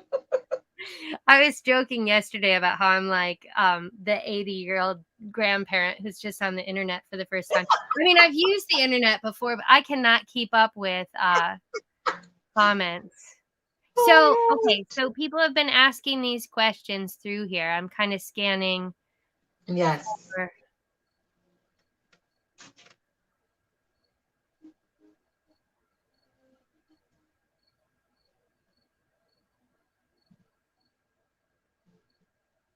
Whew, this is hard because I'm not exactly sure where the questions are. There's You guys have been so active in here. I love this. I know, right? Would Oh, it okay. help you if Here's they one. had a question now or? What's Oh gonna yeah, help you? let's do that too. But I've got Avatar M here Okay. Okay. asking, Okay. how do we reconnect to the light after a deep heartbreak? What is the best Oh. way to reconnect to faith? Oh, there's that word again. Interesting that. Oh. Oh. Okay. Mm-hmm. Okay, let's see. Okay. This is I think this is a lovely energy because it's saying go back to your grounding and go back to making active decisions about the things that you love, the things that make your heart happy, the things that make your heart lift up. And so it's about making yourself do those things sometimes when it feels really hard. So, Yeah. when I was married 100 million years ago, and as that relationship was ending, that was when I was spending a lot of time with those trees in New York City. And Right. I remember I was also seeing a lot of hawks everywhere. I had never seen hawks before, and like I was seeing them flying through the buildings in the city, and like it was amazing. But I would see one, and my heart would lift up out of my grief, and it was so affirming. And the day I took my wedding ring off, I was sitting in the park, and a hawk came and landed like just a short ways away from me in the tree, and I was like, okay, you're giving me this, all of these signs that I'm safe to move on, I'm safe to heal, I'm safe to let go.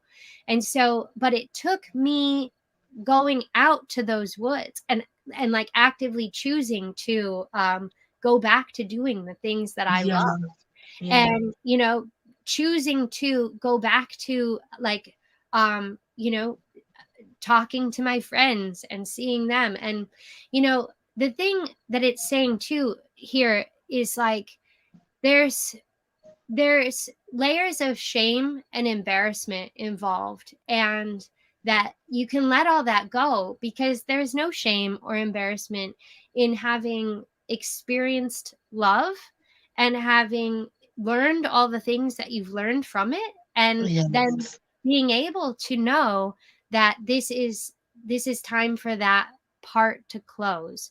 The love does not have to end just because like even the like does, or because Yes. I went through a pretty complicated time of not really feeling a lot of love for my ex-husband, Yes. but I definitely have a lot of love for that person still, and I came back around to a lot of the things that um that that were there, so but it's saying that you need to just make these little choices every day, even if it's just one time in the day, to do something you love and that makes your heart happy. And that there's an opportunity here for you to learn more about yourself because you are heartbroken. So, what makes a broken heart happy? What makes your broken heart happy? It's not the same as anyone else on this whole planet. It's not going to be the same. And that's a beautiful thing. And you don't have to factor in anyone else in figuring that out. That this is how your heart heals and how you, put those pieces back together, and how you recognize that the line where it broke will always be there, but at a certain point it will not it will be like something that you are proud of having learned your way through, as opposed to something that took you down, because this won't take you down.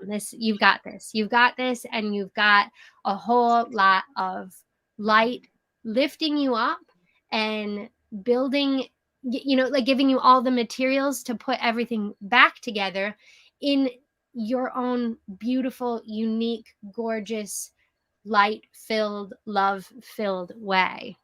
So um that's what it's saying about that. What's the best way to reconnect to faith? Look for I mean, for me it was the hawks. Look for the hawks, whatever it is for you, whatever, however the light presents you with the signs and symbols of what you love and how you love in your own unique ways. Look for those things and look for the opportunities and chances to like share that joy, share that beauty. Oh, I'm glad that it brought that back because I knew there was an energy that was missing. So one of the things that I get a lot, and this is true for you and this is true for all of us, is that grief is an energy. It's not an emotion. And grief is filled with every emotion that we have. So allow yourself to grieve because it's an energy that moves. So you're going to feel the sadness, you're going to feel the heartbreak, and you're also going to feel the joy, and you're going to feel the resonance with yourself in a way that you haven't ever before because you've never been this version of yourself. You've never been at this point in your journey. You've never been taking these next steps. And that you have so many more tools and resources at your disposal to know how you want to move forward, what you want to move into, and how you want to express your creation energy all Yeah. around you. And learning and relearning that after heartbreak is profound because we don't always get these chances to rebuild in that way on our own, right? And just without, with just for ourselves, for the sake of healing and for the sake of self-love. So yeah. So yeah, I'm sending you a lot of light and love, and you can cut cords. That's a big deal. Just keep cutting cords, and I'll tell you guys, I always call on Archangel Michael to cut any and all cords on every level, dimension, plane, existence, in all lifetimes and timelines. I don't want to leave any stone unturned when I'm cutting cords. And then I ask Archangel Gabriel, Archangel Uriel, and Archangel Raphael to fill in any and all places and spaces where those cords existed on every level, dimension, plane, existence, in all lifetimes and timelines with golden white and rose-colored light. Because you want to make sure that you don't leave spaces for those cords to reconnect. And the other thing it's saying is to be mindful that cord cutting is not a one-time deal. It's like, when we cut cords, we fill back in with light, we're reducing the numbers of receptors we have for those people to reconnect energetically. But there's still going to be some receptors. But the more we cut cords, the more we continue to do it, and the more we continue to fill back in with light, the more that those, we're clearing those receptors every single time we do it. So eventually you'll find that that person's energy is not in your field anymore, and that you are able to have some really deep breaths, and some really like really good quality alone time without their energy interfering with what you're learning, how you're growing, and what your next stage and steps are. So be mindful of how, of your psychic hygiene as you go through heartbreak, because it's interesting. It blows things wide open, it's saying too. And so it can leave you vulnerable to other energies and entities as well. So to be mindful of your grounding, to be mindful of your protection, to be looking for the signs of light, to be lifting yourself up through choosing those things that you love, through choosing to do little things that make you happy. That's fortifying your field and creating a protective barrier. The other thing too is like choosing what you want next is a really empowering and healing thing. So being really clear with yourself about what ways you want, your interpersonal relationships to heal and get better. Now you have all sorts of, capacity and ability to choose, because certain things about what you don't want that you didn't know before. So I hope that helps. Jodie, you answered so many questions that were floating through the conversation there. I'm so glad. I love that it works like that. And even when you touched on grief, well, my mind started, Yeah. floating around near my dad, you know? Yeah. And when he talked about being broken open to so many different things, it took a very long time for me to get myself energetically clear and to raise my vibration enough to start back working, especially doing SRT. It really blows you open to Yes. everything Yes. in every possible way. And there's so many highs and lows and different dimensions that you go into. And Yeah. when grief really hits you, it's a powerful thing. It is. It is. And we don't talk enough about the fact that it it can move. It can be the Yes. most healing force that you Yes. have. But we Yes. have to let it move. We can't just be in the sadness. I mean, we can. Yes. I can't say we can't, but it behooves us to not Yes. stay in the sadness, to remember that joy is a part of it as well, and that like every the entire grief is the entire frequency range. Like we were talking about the frequency Yes. field. It's the entire one, you know? Yes. And like grief and joy, because joy I find too is like a, is a really compelling way to bring up sadness.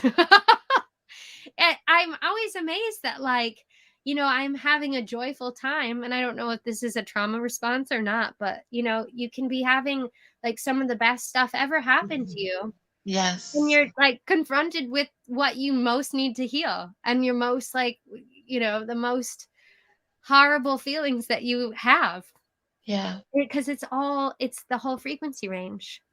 Yeah, it is. It really is. And you find so much strength within yourself and in your community when this happens. As I said, it can really work for you, and it really moves, and it heals yourself and heals families. Yes, yes, Yes. it does. Yeah. It really puts life into perspective. And I think, I don't know if there's anyone who needs to hear this, but I brought this up, is like if you have children around as well, that for anyone who has children, the ways in which we exist energetically shows them so much about how they fit into the world. And so it's saying like more so even than the ways that we decide like I'm going to impart this lesson on, and I'm going to use this teachable moment, and I'm going to help shape you into like a human being that does good in the world, right? More than those, like, again, those are kind of like mental things, but the like kids are sort of sponges in terms of the energies that we are exuding. So when we talk about that creating of worlds, that's such a beautiful thing for them, because they are able then to like absorb that light and have that be a part of their foundation as well. So the same, so as they see us grieve, if we allow for the full frequency range and we allow for it to be both sad and joyful, Yeah. they're learning something about life being sad and joyful, and how we don't have to lock ourselves in. We can live in that nuance, right? Yes. Yep. um is there anything else you've seen on the screen that you want Okay. to, So we went back to some people. because you kept answering so many different questions. The light knows, right? The light knows, right? It's amazing. It's like I often start out, I tell people like when they want to, when they're having a reading, I tell people like it's useful to have a few questions that you want, but a Yeah. lot of times like it just answers the questions, and then It I, does. yeah. So It does. I love that.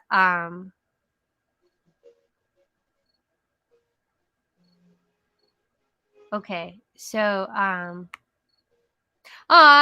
H2O dog lover. I'm glad that we're long lost soul sisters.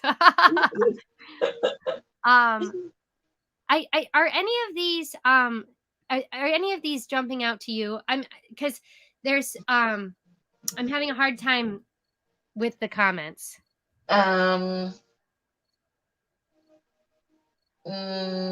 not at the moment. because what I saw after that was I don't know, I logged on to a lady was talking about she had 5 children. Uh-huh. I can't remember it's whom. And then you started talking about kids. So um That's so good. yeah, I know.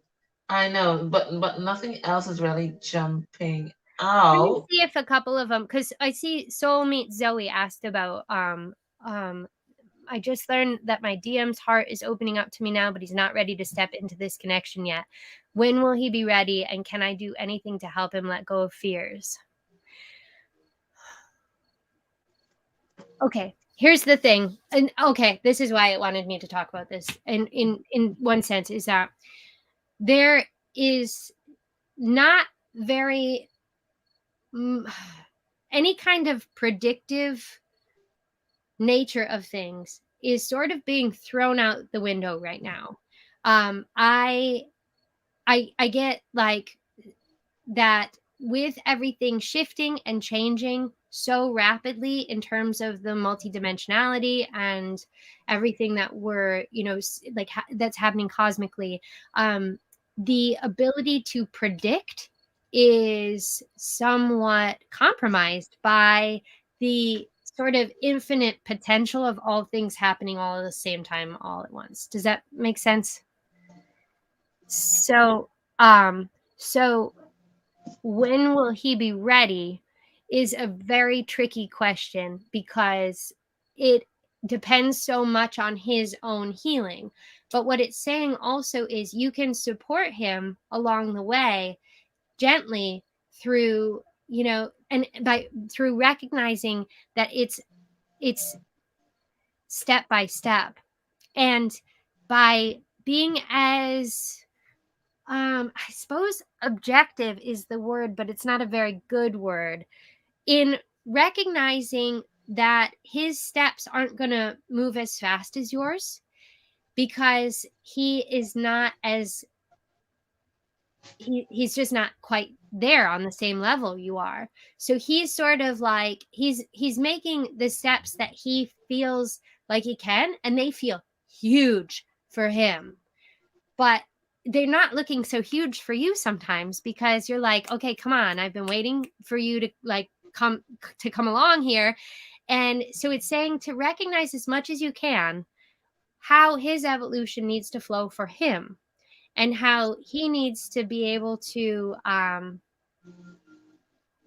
be on his path and his healing journey, and how those energies for him need to unwind in their own unique way because he has different traumas and he has different ways of expressing those traumas than you Yes. do. And that things that shouldn't be scary are going to be really scary for him.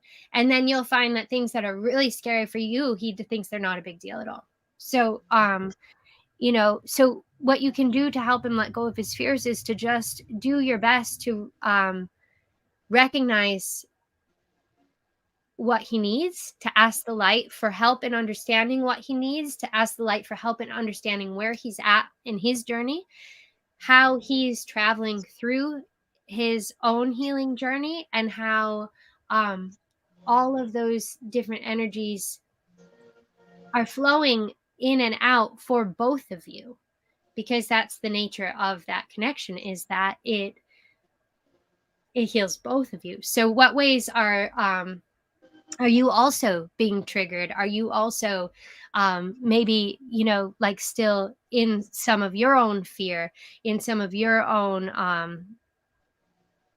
the things that are holding you back? Yes. And Yes. being really mindful of when those things come up, and being able to talk about, process them in ways that is healing and uplifting, and brings more light through, as opposed to it's like it's always the burden of that kind of communication is always on the person who has more awareness, because if we go in with none of our awareness on, and we just start to have these these difficult conversations, and he gets triggered and then you get triggered, and it's like gets more and more explosive, and every comment is, or, like every circumstance is more gasoline on each other's fires. It doesn't go very far very fast. Well, I mean, like, it burns up.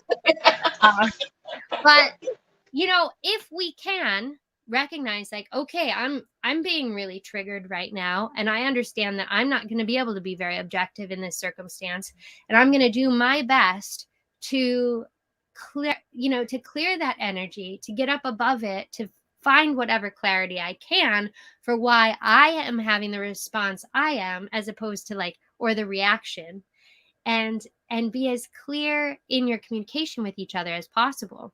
So that way you'll be able to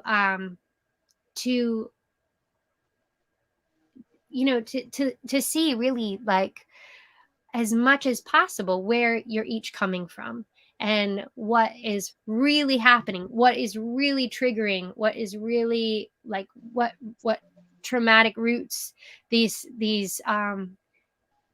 reactions are coming out of. So I hope that helped. I think so. One more. Okay. Real spiritual clarity, if you're still on the live. I think they were asking about same-sex soul connections. Oh. 1 second. Yeah. Oh. Okay, what exactly do you want to find out real spiritual clarity? All right, so everybody stop talking. And real spiritual clarity, just break down that question and get kind of real specific about what kind of aspects you want clarity on. So nobody else talks, right? Nobody else types. Real spiritual clarity. Oh yeah, I see real is here. So just break down your question.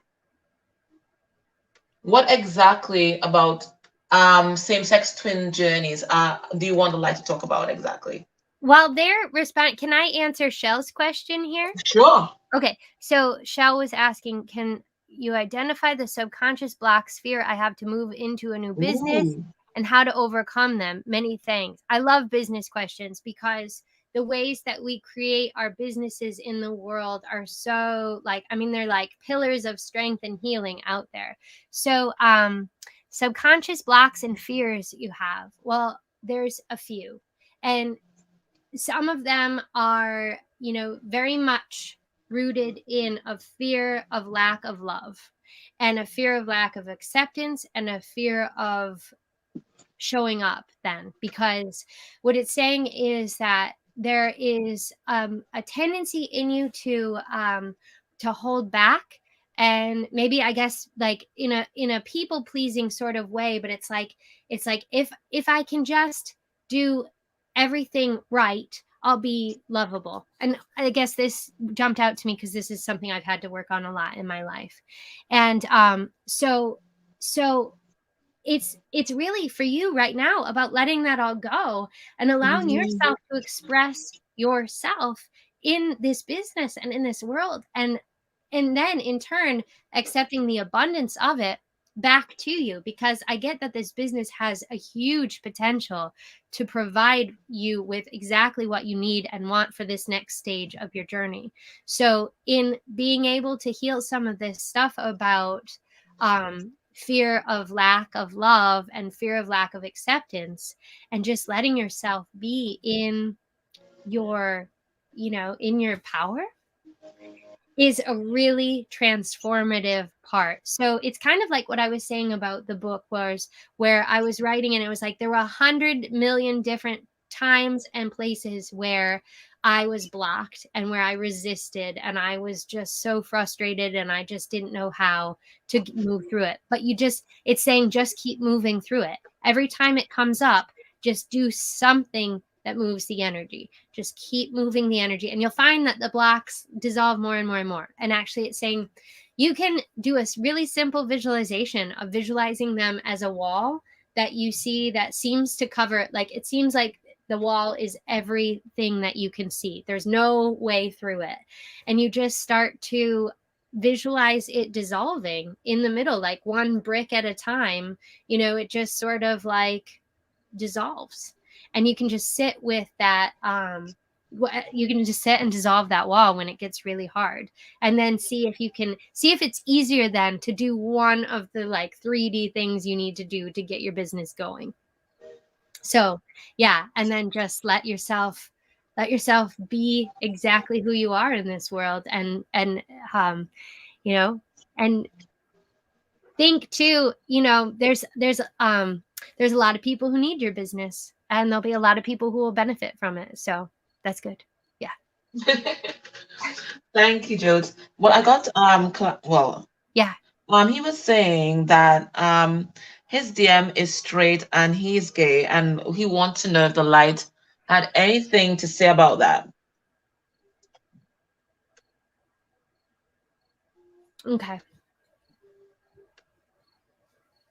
Yeah, it's saying, let the energy of your connection flow as much as you can, and let the ways in which the like more intimate, desire filled parts of the connection for you, there's things that you're healing in that for both of you, and that it's very, very hard, and it's not making light of the fact that it's very, very hard, but also that there are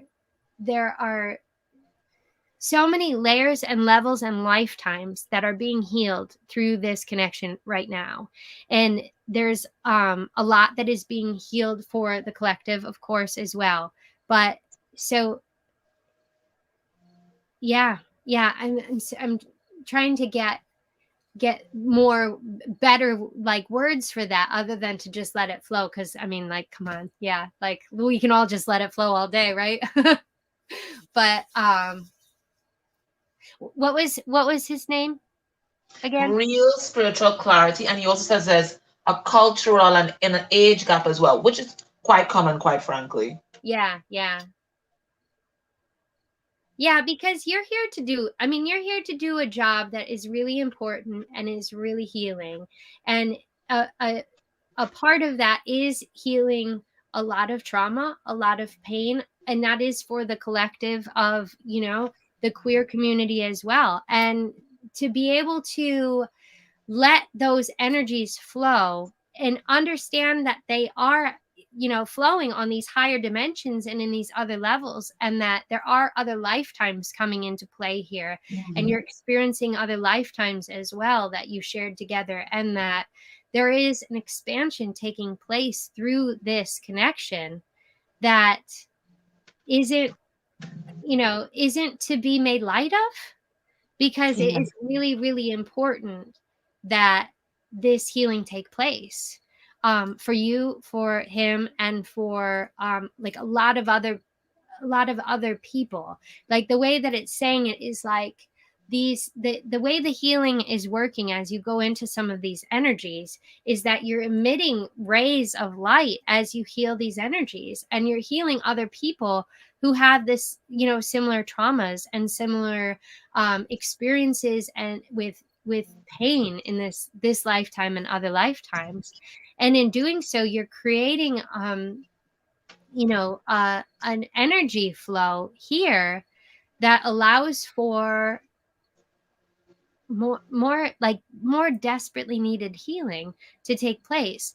What is showing me is that, what it said earlier about the linear aspect of the linear aspect sort of degrading, and that there's like the potential for almost instantaneous healing and instantaneous like creation, is that we are able to help people heal things that they might never even have to recognize that they need to heal by doing some of this work. And that's part of how we're lifting up the collective, and part of how we're healing on a much bigger scale.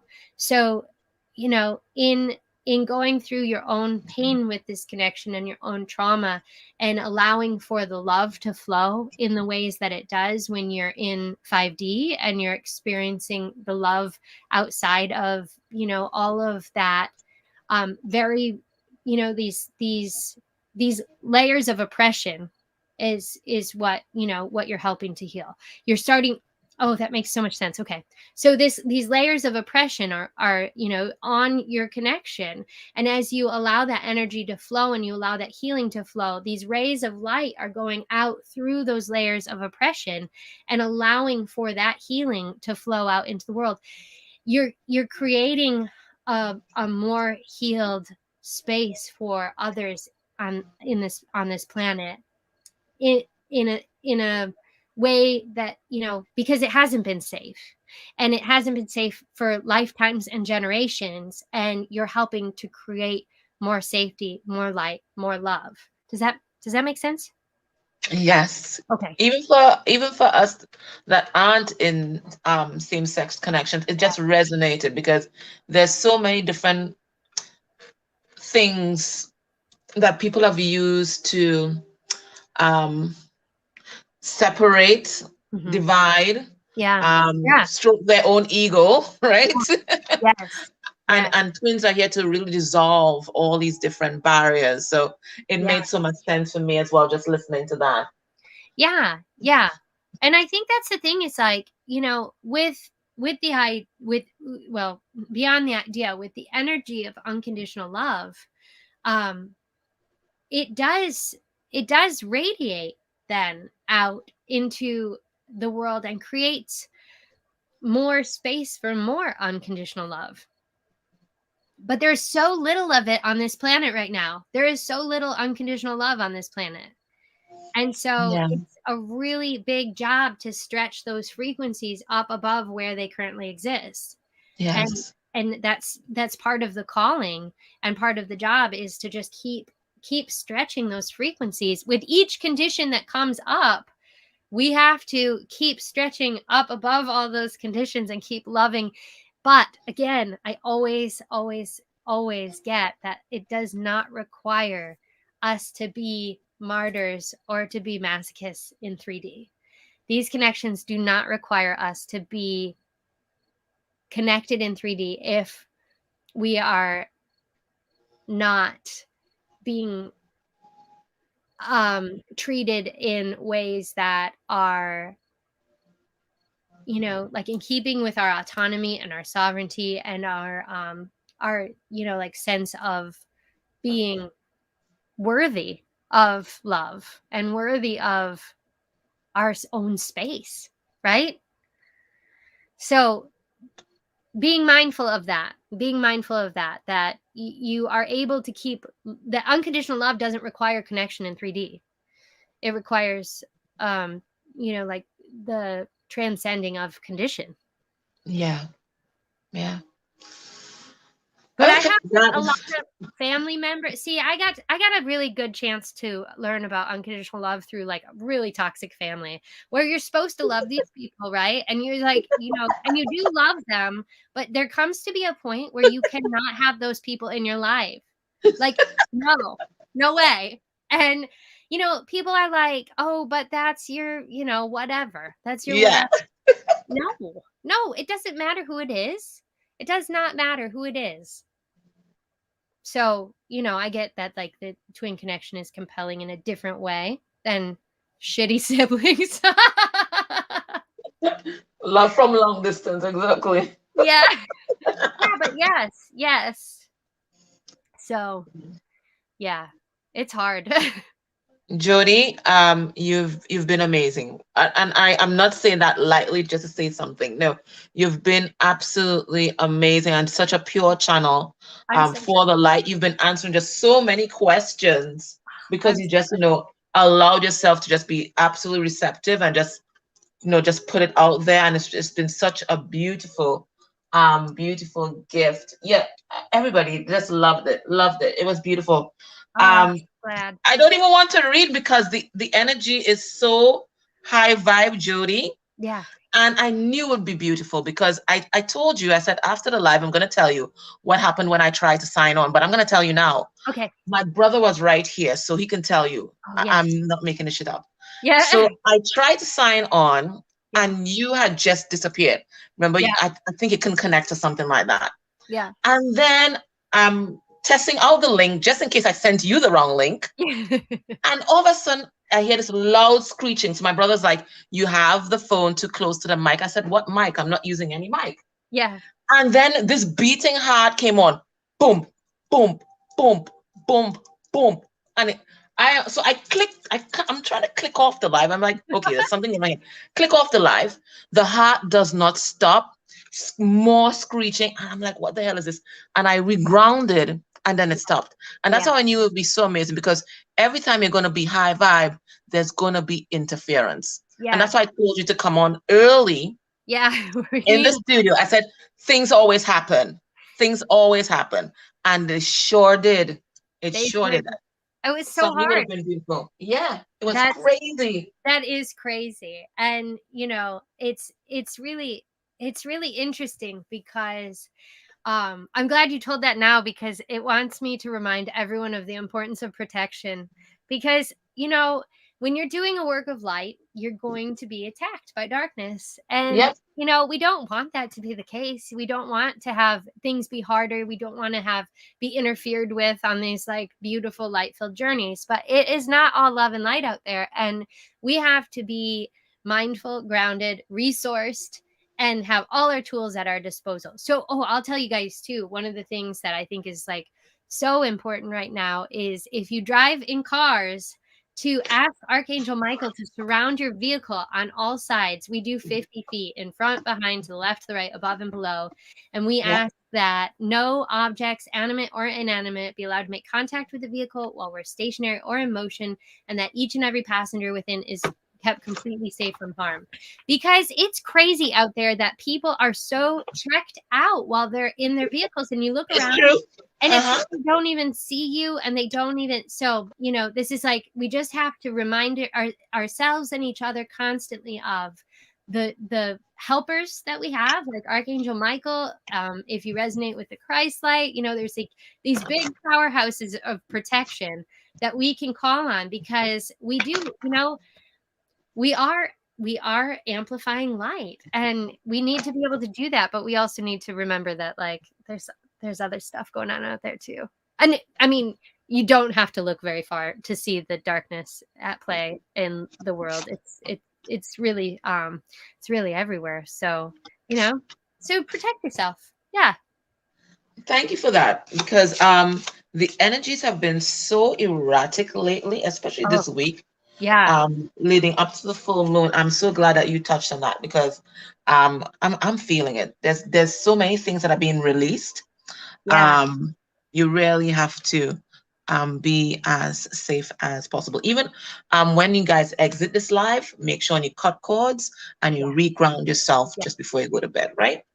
All right, And so we're gonna you go ahead, Jodie, go ahead. yeah, it's like, if you do any kind of well, you know what? Like, I was going to say, if you do any kind of spiritual work, but I think if you do anything at all, that cutting cords and regrounding after you talk to people, after you interact with everyone, because we're in such an intense time of healing, and because everything is in this like constant, like, expansion, contraction, people's deepest, darkest, hardest shit is being ripped out from them for Yep. them to heal. We're all having that happen.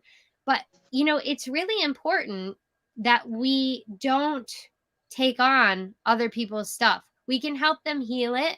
We can even, some of us might have the functionality of having our fields help them, process some of it. Yeah. Like, some people's fields just work that way, but you don't have to keep it. And you have to be really clear about making sure that you cut those cords and reground, all the time, all the time. You have to do it. You just have to do it. And the thing too, I think it's like good to remember is like, cutting cords is not cutting connections. So we have connections all the time with people. The cords are the ways in which the energy flows out of balance. Yes. So, we can connect and allow that energy to flow out of balance at times for certain reasons. And then we cut them and return to balance. So, it's like, you're not cutting, it's not mean to cut cords. It's like wonderful. It's wonderful. Because also it it clears anything you're sending their way too. Yeah. So True. It's good. Good psychic hygiene. I'm obsessed. I'm obsessed. Yeah, and you should be. Yeah, you should be. Yeah. All right. So we're just gonna end with a little pick a card, just in case anybody didn't get their questions answered. And we're asking, what do you need to know about love right now? So it could be any kind of love, quite frankly. I don't know.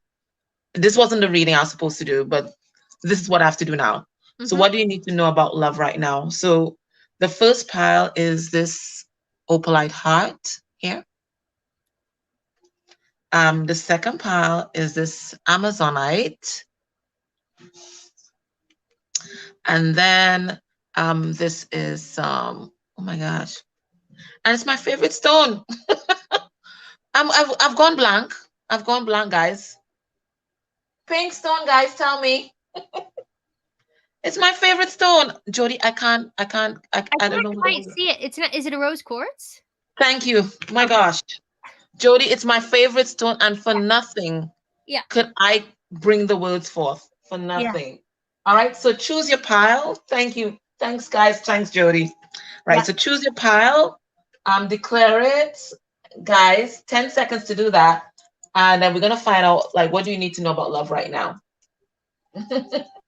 1, 2, 3, 4, 5, 6, 7, 8. Yes, that's true spiritual clarity. That's true. 9, 10. Okay. All right. So let me go. So it just says, what do you need to know about love? I don't know what kind of love will come through. I don't know. This wasn't the reading, but tonight has been just so high vibe. All right. So pile number 1. Okay. People are still talking about their piles. Hold on. All right. We're good. So pile number 1, the opal light. What do you need to know about love right now? Okay, we have duality. Okay, I'm not going to read the card just yet. What are they saying about this? That it can be a double-edged sword? What does that mean? What's that mean? What do you need to know about love right now? Okay. Okay. So it's just as what Jodie was saying tonight, that, love can take you to the heights of ecstasy and yet to the depths of grief, because we always talk about grief being the price that we pay for love. So just as love can heal, it can also wound, but sometimes the wounding is healing. That's what I'm getting with that as well. So it says, open up to all the ways to bring new experiences into your life, particularly if you fear becoming bored or boring. So it's saying, there's so many different facets of love and different kinds of love. And right now they're asking you to open up, to be receptive and be more expansive in your concept of love. And again, I'm hearing what Jodie was saying about the different types of twin flame connections.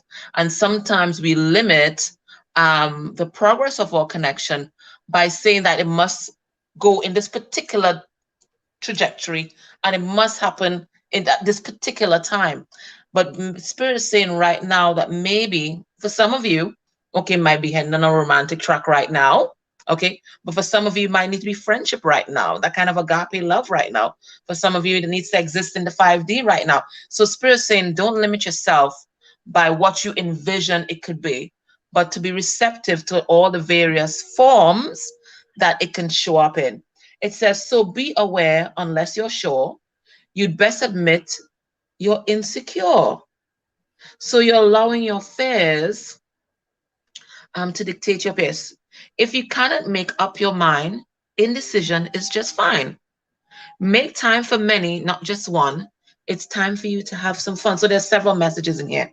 So one, they're saying don't allow your fears or your own insecurities to control you and influence you to control your relationship. And they're also saying that even if you don't know which direction to move in right now, just move, just flow, just let the energy move you and just flow with it.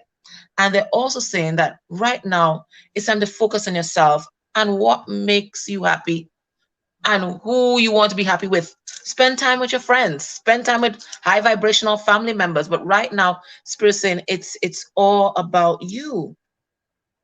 It's all about you. And love doesn't have to show up in a particular way because you want it to. Just be open and be expansive and be receptive. And that's what I'm getting with pile number one. Okay. Let's see pile number two. What do you need to know about love right now? So if you chose Amazonite, we have the teacher. So know that love is teaching you so many different lessons. And I feel from the time you see teacher, I feel the Hierophant. So this is talking about the different soul connections in your life, not just your twin flame or your soulmate, but your family members, your friends, your colleagues, your soul tribe, right? Look how much we were taught tonight with Jodie, right? So Spirit is saying that love can teach you so many different things if only you allow it. And if only you like move into your heart space. Yeah, move into your heart space and really start responding to some of the prompts that you're. Oh God, they're saying that your heart is talking to you. I don't know. I don't know how to pray for. They're saying that your heart is talking to you, and there's so many different things that you can learn from your heart if you just listen. Which is so. Anyway, it says study and share your wisdom with one experienced enough to value it. Be realistic, Anne.